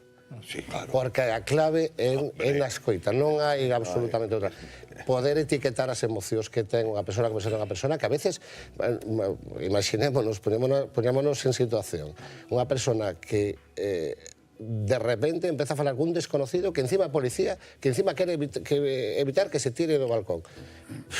Imaginaos o complexo que pode ser, o sea, a urxencia en etiquetar que realmente lle pasa a este home, porque a mellor non é o que está transmitindo, o que a mellor ten outra idea interior que hai que saber detectar para... Sin duda. Este é un tema que ten xerado moita investigación. Eu como sabía que íbamos a falar desto onte, pola tarde botelle un vistazo a algúns documentos. E a verdade é que, frente a esta idea de que o bo negociador ou o bo mediador ten que ser un tipo que ten que serlo tamén moi intuitivo, etcétera, etcétera, que pon en marcha con un proceso artesanal. Frente a eso, hai xa moita doctrina de estudios científicos acumulados, os do FBI, e polo visto, a policía do distrito de Nueva York ten elaborado xa un manual de boas prácticas, todas con aval empírico, para cual debe ser o comportamento dos seus negociadores según sexa un caso de suicidio, un caso con reféns, un caso terrorista, etc. Ao final, teñen un denominador común todas as boas prácticas que xa dixéchedes, non? Todo isto que ten que ver coa intelixencia emocional, ser capaz de ganar a confianza a través dunha transferencia empática do individuo en cuestión, hasta onde se poida, claro, moitas veces nin siquiera as mellores prácticas rematan con éxito, pero unha certa garantía de éxito ten que ver con respetar esas boas prácticas que xa están estipuladas, xa están publicadas, etc. La teoría la tenemos, la conocemos, pero hay algo del orden, del factor humano del propio negociador, que eso no se aprende, amigo. Eso es una cualidad innata, es decir, y lo decías tú, a capacidade para empatizar, para comunicar, para chegar a outro, non? Non calquera, por moita formación que reciba. De feito, a formación en este área é unha formación realmente complexa, non? O opositor a negociador, que ademais é voluntario, que o vai costeando él, digo porque añade un plus de intencionalidade de intentar facelo ben, non por outra razón. Se somete a 3 pruebas durante 3 días, unha xurídica, outra psicotécnica e outra xa de entrevista personal, e a partir de aí pasa por un proceso duro de académico, non? É dicir, se lle somete a un estrés, eu creo que a única virtud que ten que ter un bon negociador é xestionar a súa propia emoción. Porque se non eres capaz de xestionar eso, e sometido, imaginemos as incidencias que lle poden dar. É dicir, que pode ter que estar transmitindo, facendo unha negociación con disparos, arma de fuego, con vítimas chorando ou feridas. É dicir, que ese estrés ao que se somete o negociador, que se fai na escuela. Na escuela se reproducen casos completamente reales. E, de feito, consiguen, e o fan tamén, que a xente, bueno, está sometida a unha situación tremenda. O sea, pero tremenda. Non podo dar demasiados detalles porque habrá outros que veñan despois que se teñan que someter a ese tipo de probas, non? Pero realmente é moi intensa, é moi intensa. Pero hai un detalle que has citado tú antes que para mí es absolutamente capital. La mejor herramienta y lo más eficaz en una situación de mediación es la escucha. Sí.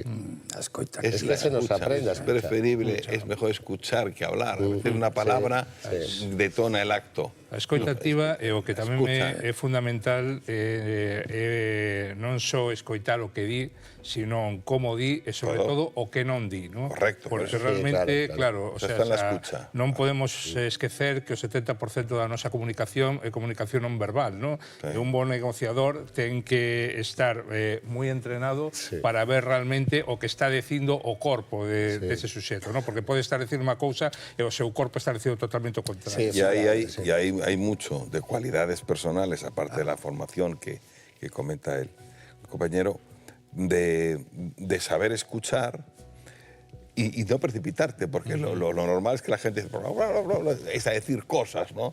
La vida sigue, todas estas cosas, eso es lo peor que puedes hacer. No, nosotros acabado, esto, no, eso es lo peor que puedes hacer. Tienes que asumir que ese sujeto está como está, el primero es escuchar. E só así puedes acercarte a la emoción del outro. A escoita está ser máis que precentera. Estamos a falar das negociacións cos posibles suicidas, cos posibles asasinos, a raíz do caso de José Ángel Cuadrado, que inicialmente descartamos como un posible suicidio ampliado, unha figura que de algún xeito se ten reproducido en diferentes casos no noso país, e quero retomar o xusto onde o temos.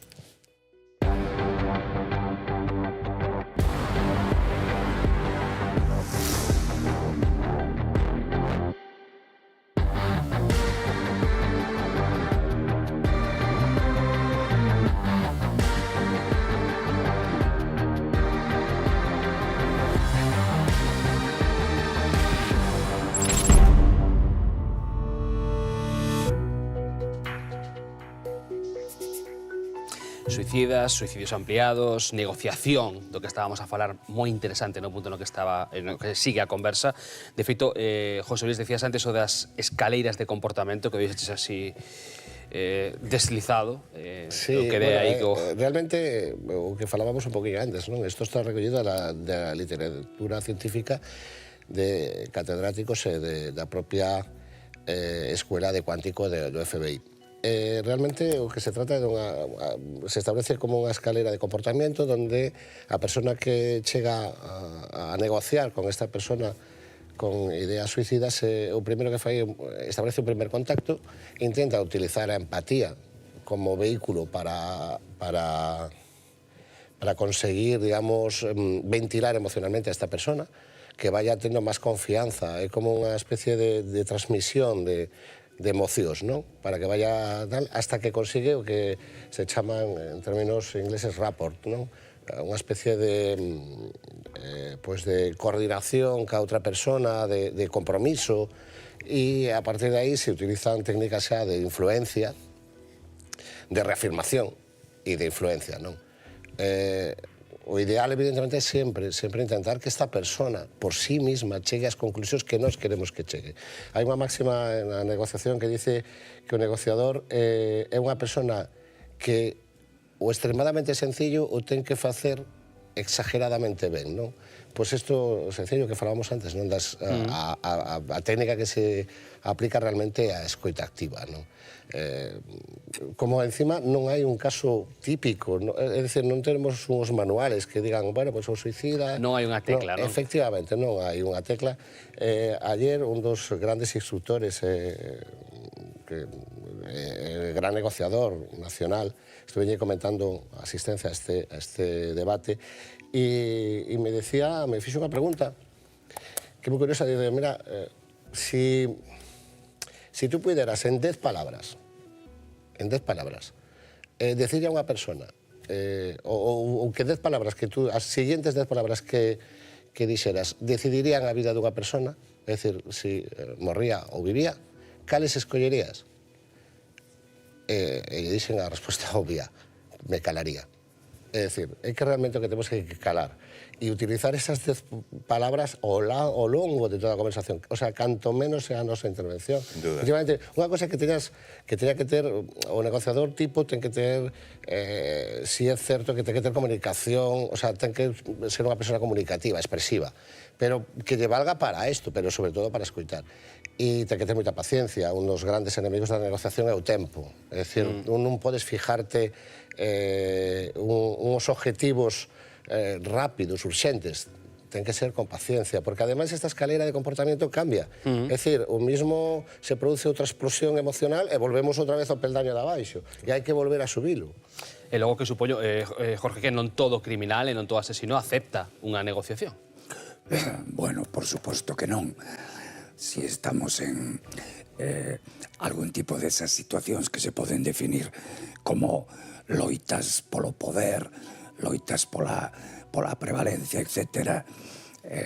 En moitos casos mesmo o criminal pode entender que o negociador está facendo unha intromisión ilexítima no seu campo, no seu terreo de xogo, non?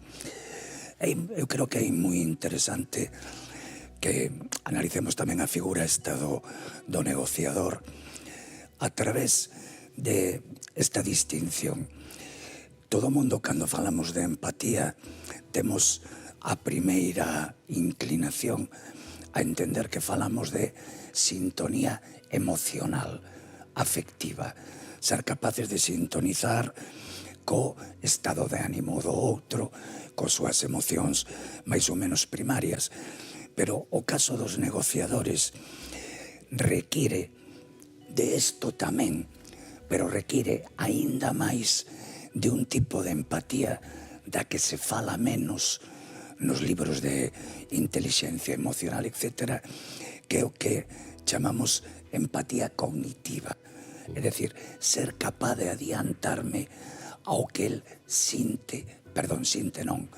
cree, pensa, as súas expectativas, aos seus planes. É dicir, esa empatía fría que se ter facer unha especie de artesanía de adivinación de cuáles son os próximos pasos. E para eso, moitas veces, a empatía afectiva non só é diferente, senón que non axuda. É bo que o negociador sea capaz de controlar a súa empatía afectiva, porque senón o criminal o vai a envolver no seu remoguiño. Bueno, yo creo que nos quedamos además con dos claves, ¿no? Dos claves que para mí creo que son muy importantes, ¿no? Que es a baixa tolerancia a frustración da sociedade actual. Realmente, hoxe en día, pois, o queremos todo e o queremos xa, ¿no? Co cual a importancia de xente, ¿no? que controla eso, que sabe controlar eso, e despois tamén unha cousa que dixe moito na nosa sociedade, ¿no?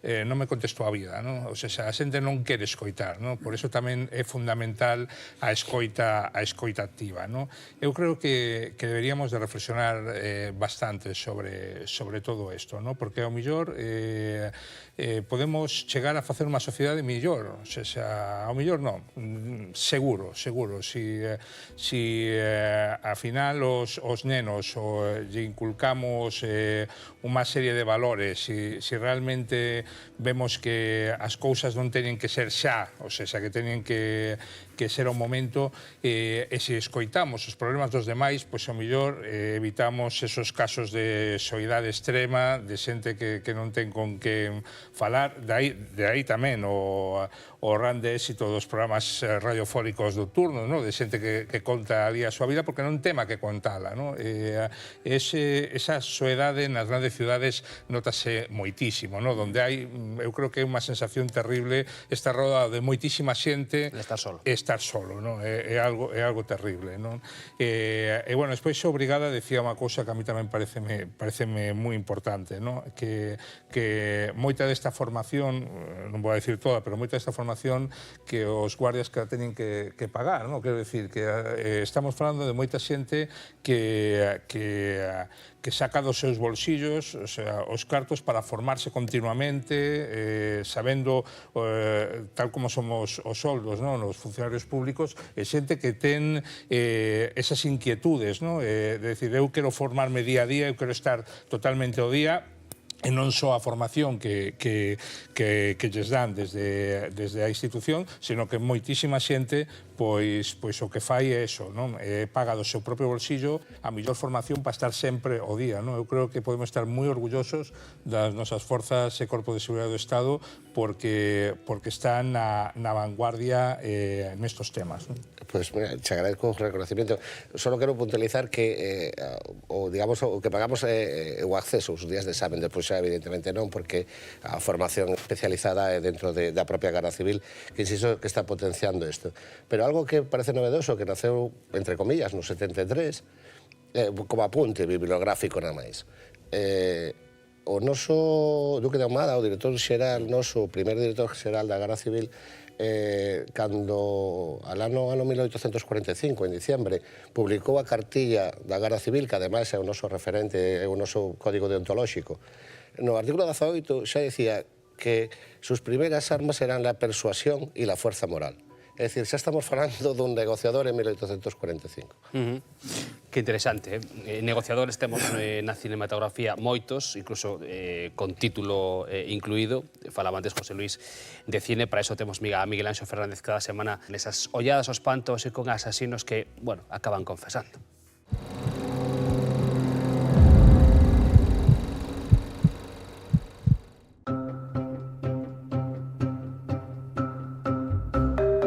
O cine dos últimos anos abunda en asesinos psicópatas, en asesinos dunha forma que a liberdade xa creativa dos directores permite recrear con realismo todas as salvasadas e barbaridades que fan, non? Eso é algo que se foi mellorando nese sentido na historia do cine, porque a censura, a presión da censura, a eterna presión impedía entrar con realismo nesta sucesión de crímenes que se cometían, non? Hai películas nese sentido memorables. Unha das primeiras que abriu de esa maneira marcou a distancia e marcou o filón que iba Seven. Señores, tenemos un homicidio.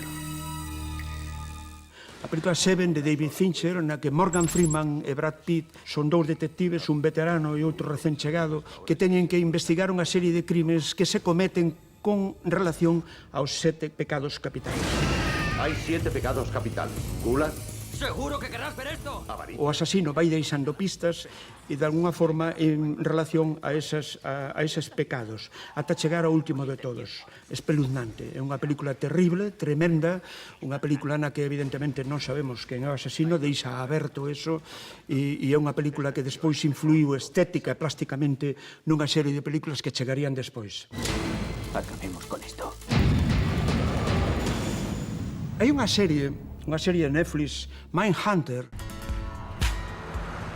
Me llamo Bill Tench y este es mi compañero, Holden Ford. Somos de la Unidad de Ciencia del Comportamiento del FBI. É unha serie moi interesante porque parte de historias reais. É dicir, houve 2 detectives do FBI que se dedicaron durante un tempo a visitar en prisións de alta seguridade a psicópatas, asasinos confesos múltiples, de unhas formas, algúns deles terribles, e o que fai a serie non en clave documental, sino recreando un pouco este proceso. Nuestro trabajo no es compadecernos de esa gente. Hola, nenas. Estes 2 detectives o que pretendían é, unha vez que coñeces a forma de matar e por que actúan, por que fan isto, por que reaccionan desta maneira, establecer algo así como un banco de datos que permitan esclarecer futuros casos en próximas investigacións. Unha serie realmente moi potente que está producida e os 2 primeiros capítulos tamén dirixidos por David Fincher.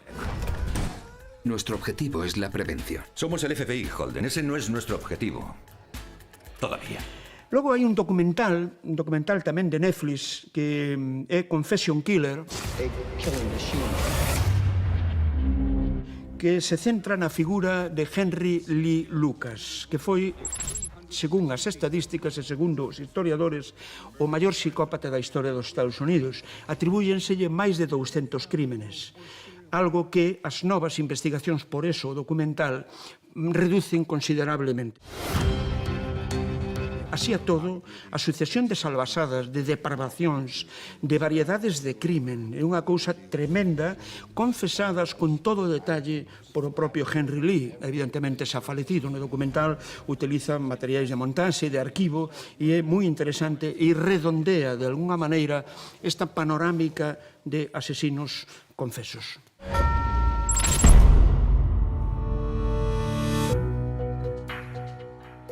As olladas ao espanto de Miguel Anxo Fernández, como sempre, ilustrándonos sobre o mundo do cinema e das series. Algo máis brevemente, que estamos en tempo, señores. Bueno, moi brevemente quería facer unha alusión recollendo o guante que Luís nos acaba de botar arriba da mesa con esa alusión sociocultural que el fixo aos contextos dos crímenes, non? Corremos un risco cando falamos psicólogos, psiquiatras, policías, criminólogos, de psicoloxizar ou psiquiatrizar os problemas do crimen. Claro que teñen eses componentes e son fundamentales, por eso dedicamos parte da nosa vida a estudialos.